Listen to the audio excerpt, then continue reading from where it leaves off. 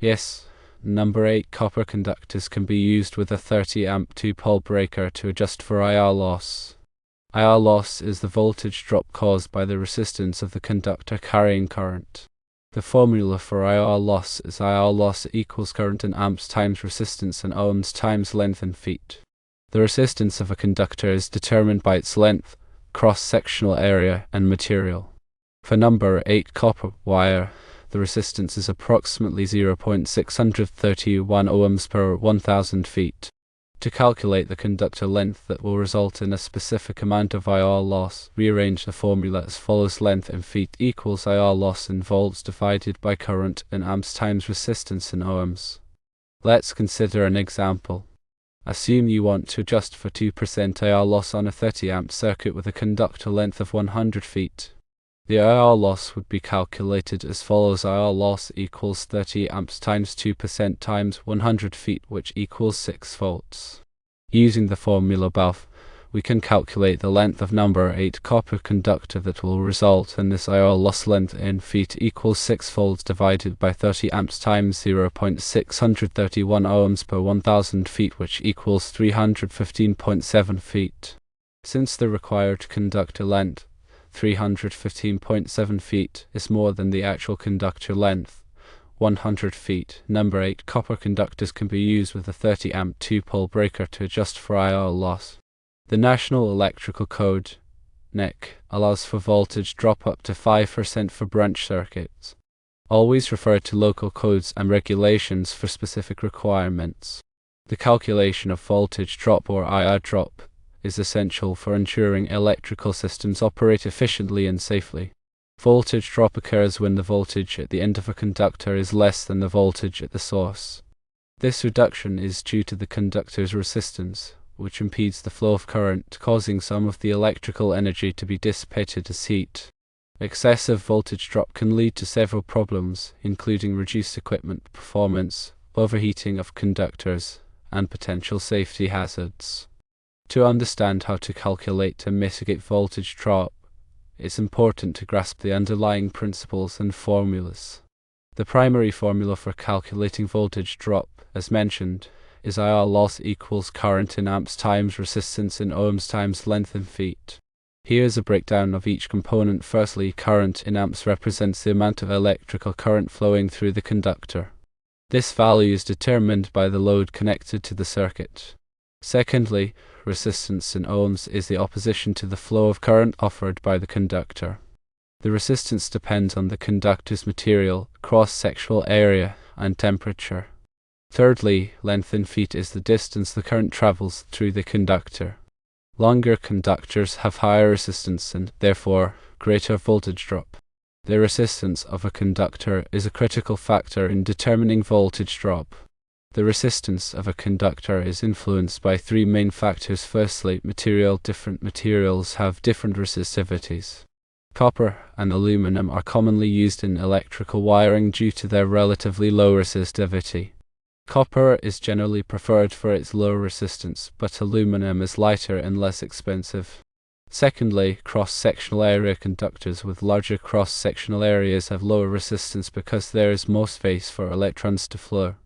Wire gauge, which is a measure of the conductor's diameter, is inversely related to its cross-sectional area. Smaller gauge numbers indicate larger conductors. Thirdly, temperature. The resistance of a conductor increases with temperature. This is because higher temperatures cause more collisions between electrons and atoms within the conductor, hindering the flow of current. The formula for calculating the resistance of a conductor is resistance equals resistivity times length divided by area, where resistivity is a property of the conductor material, length is the length of the conductor, and area is the cross-sectional area of the conductor. To minimize voltage drop, several strategies can be employed. Firstly, increase conductor size. Using a larger gauge wire reduces the resistance per unit length, thereby decreasing voltage drop.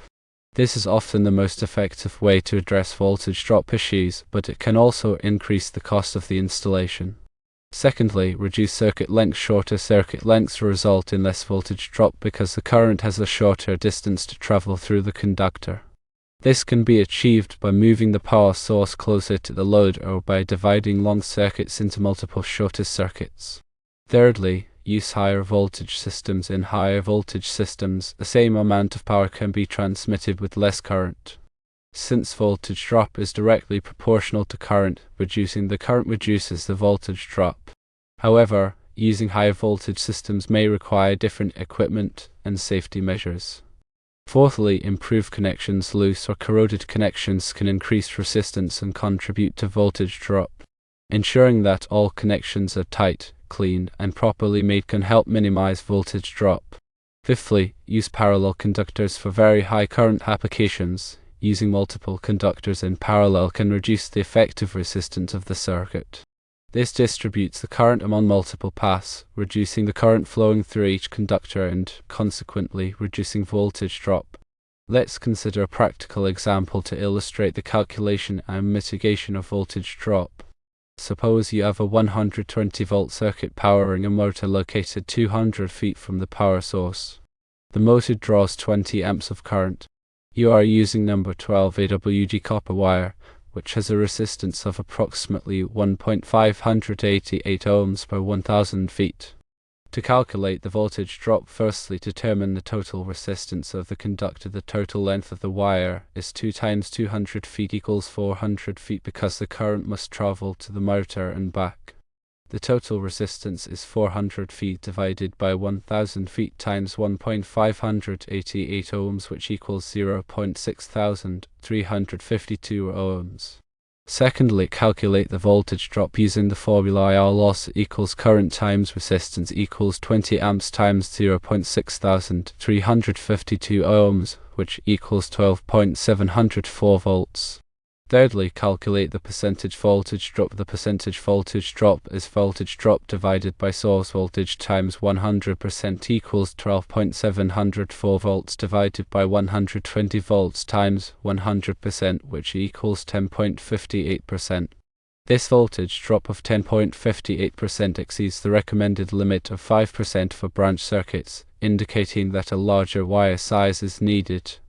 To reduce the voltage drop, you could increase the wire size to number 10 AWG copper wire, which has a resistance of approximately 1.18 ohms per 1000 feet. Recalculating the voltage drop with the number 10 AWG wire, firstly determine the total resistance of the conductor. The total length of the wire remains 400 feet. The total resistance is 400 feet divided by 1000 feet times 1.18 ohms, which equals 0.4072 ohms. Secondly, calculate the voltage drop using the formula IR loss equals current times resistance equals 20 amps times 0.4072 ohms, which equals 8.144 volts. Thirdly, calculate the percentage voltage drop. The percentage voltage drop is voltage drop divided by source voltage times 100% equals 8.144 volts divided by 120 volts times 100%, which equals 6.79%. While this is still slightly above the 5% recommendation, it is a significant improvement. Further increasing the wire size to number 8 AWG copper wire would reduce the voltage drop to an acceptable level. The National Electrical Code (NEC) provides guidelines and standards for electrical installations, including recommendations for voltage drop. The NEC recommends that voltage drop on branch circuits should not exceed 3% for lighting, heating, and power loads, or 5% for feeders plus branch circuits. These recommendations are intended to ensure efficient operation of electrical equipment and prevent overheating of conductors. Several NEC articles are relevant to voltage drop. Firstly, NEC Section 210.19, Conductor Ampacity and Size, addresses the sizing of branch circuit conductors to prevent overheating and ensure adequate voltage. Secondly, NEC Section 215.2, Minimum Rating and Size, covers the sizing of feeder conductors to ensure they can carry the intended load without excessive voltage drop. Thirdly, NEC Informative Annex D provides guidelines and examples for calculating voltage drop in electrical circuits. When designing electrical systems, it's essential to consider voltage drop to ensure that equipment operates within its specified voltage range and to prevent potential safety hazards. Voltage drop calculations should be performed for all circuits, especially those with long conductor lengths or high current loads.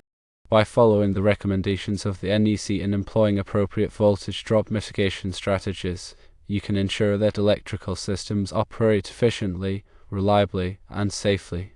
In summary, voltage drop is a critical consideration in electrical system design and installation. By understanding the factors that influence voltage drop, calculating voltage drop using appropriate formulas, and implementing strategies to minimize voltage drop, you can ensure the safe and efficient operation of electrical systems. Always consult the NEC and local codes for specific requirements and recommendations related to voltage drop. In addition to the basic calculations and mitigation strategies, there are several advanced considerations that can further optimize electrical system design and minimize voltage drop. Firstly, harmonic distortion on linear loads, such as electronic devices and LED lighting, can generate harmonic currents that increase the RMS current in the conductors. This increased current can lead to higher voltage drop. To mitigate harmonic distortion, harmonic filters can be installed to reduce the harmonic currents flowing through the system. Secondly, power factor correction. Inductive loads, such as motors and transformers, can cause a lagging power factor, which increases the current required to deliver a given amount of power. Power factor correction capacitors can be installed to improve the power factor, reducing the current and, consequently, the voltage drop. Thirdly, balanced loading. Unbalanced loads can cause uneven current distribution in three-phase systems, leading to higher voltage drop on some phases. Balancing the load across all three phases can help minimize voltage drop and improve system efficiency. Fourthly, voltage regulators. Automatic voltage regulators (AVRs) can be used to maintain a constant voltage level at the load, compensating for voltage drop in the conductors. AVR are commonly used in critical applications where voltage stability is essential. Fifthly, conductor bundling. When multiple conductors are bundled together, their heat dissipation capability is reduced, which can lead to higher conductor temperatures and increased resistance. The earthing factors should be applied to the ampacity of bundled conductors to account for this effect. Sixthly, skin effect. At high frequencies, the current tends to flow near the surface of the conductor, which effectively reduces the cross-sectional area available for current flow. This phenomenon, known as skin effect, increases the resistance of the conductor.